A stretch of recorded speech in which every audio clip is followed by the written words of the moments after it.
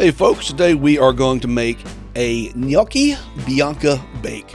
Gnocchi, however you say that, I'm really not sure. But this is a delicious weekday meal that's super easy to make. You basically mix all your ingredients in, throw it in a pan, bake it, and then eat it.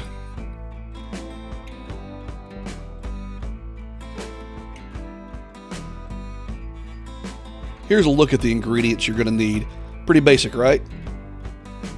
First thing you need to do is roast or bake this one chicken breast. So 350 degrees for about 30 minutes or so. And you can tell that this chicken is not quite cooked all the way through. You can see a little bit of pink there. That's okay because we're going to bake it in the oven for a while longer. Everything will be up to 165 by the time we're done with this. So not overly concerned with this. I'm still not going to have somewhat of raw chicken touch my cutting board, my wood cutting board. Plastic, that's fine. You can throw that in the dishwasher. So just go ahead and chop up this one chicken breast to start with, and then throw it in your mixing bowl.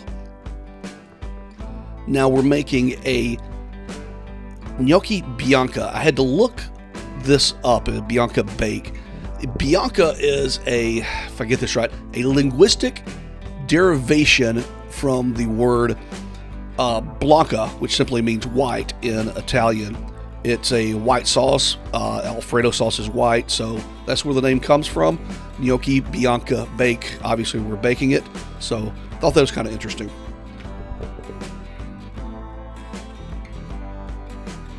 So next, we're going to just chop up our mushrooms. I like to just throw the stems in. They're kind of the right size. We're going to make a really rough chop. Mushrooms, either you love them or you hate them. I personally love them, so we want about, 12 ounces or so. You can add more if you like, less if you don't like. It really doesn't matter. It's about personal preference at this taste.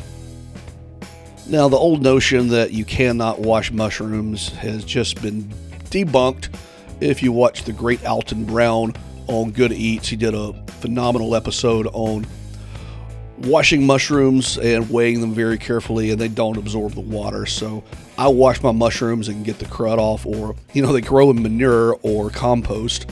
Compost can be a composted manure. So anyway, I wash these things very, very, very well before I cook with them. I hope you would too. Next, we're going to chop up our baby spinach. Like most herbs or leafy greens or anything of that nature, it helps if you crunch it up with your hand, and that way you can chop through several layers at a time. Just notice how my left hand is squishing them together and just feeding them to the knife.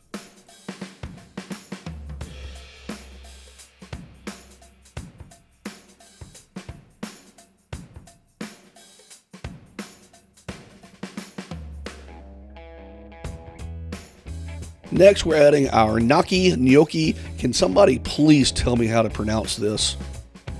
And then in goes 1 jar of Alfredo sauce. It's hard to imagine this not being incredible with gnocchi. Alfredo sauce, that's one of my favorite dishes there. And then throw in some Parmesan cheese on top. I mean,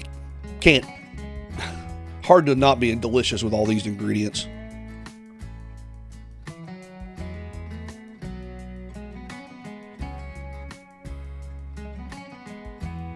So I threw in about 8 ounces or so. We're going to use the rest of it to top this dish. So I really don't know why I'm trying to mix all this together in this tiny bowl. We're just going to dump it into the baking pan. But give it a good mix. Get it all stirred out together.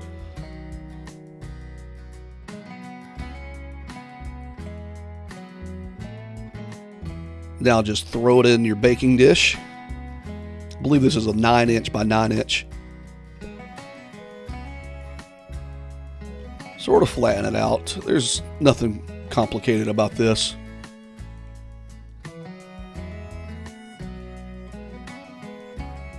Just going to clean up my mess a bit.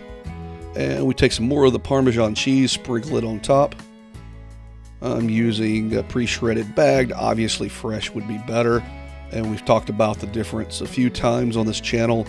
Basically, the pre-grated like this has an anti-caking agent added, and less chemicals are better. So it's fresher right off the block. So go ahead and put some aluminum foil over your pan and throw that in the oven. 100 degrees for 30 minutes and then check. We want an internal temperature of 165 degrees Fahrenheit. And in this case, it did not cook enough. We're not up to temperature yet. So I'm going to throw that back in the oven for about 5 more minutes.